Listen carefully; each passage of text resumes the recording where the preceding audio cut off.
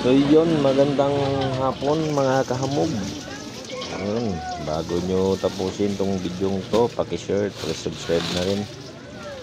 At para malaman ho na ating hanggang saan naabot tong video na to. Ganito lang ang buhay ng tindero ng gulay. Mga kahamog, madaling araw, gising, alas 2 pa lang hanggang alas 10 ng gabi. Yan. Papahinga lang kami ng tanghaling tapat, kumakain. Yan. Tapos latag ulit ng alas 3 ng hapon. Yan. Dinamihan natin yung chop suey. Dalawang hiwa na tayo nito. Pangalawang hiwa na yung chop suey na yan.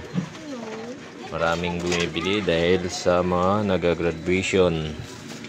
Yun, sa lahat ng mga nagagraduate para bukas, congratulations sa inyong lahat.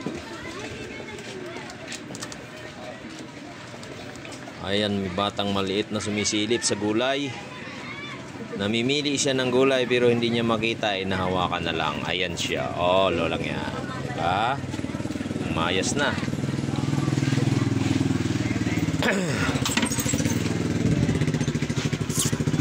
Ganito lang ang trabaho ko dito sa maghapon, dito sa Tinggulayan mga kahamog.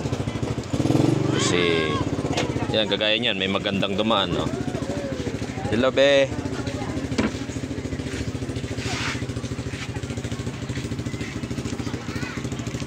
Yung daon natin ko konti na lang yan.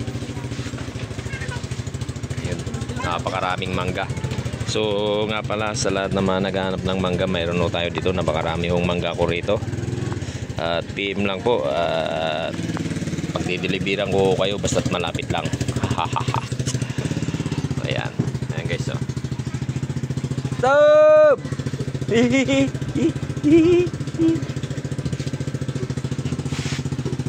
So yung mga kamog, hanggang dito lang, pakishare ng aking video at pakisubscribe na rin sa lahat ng hindi nag-subscribe.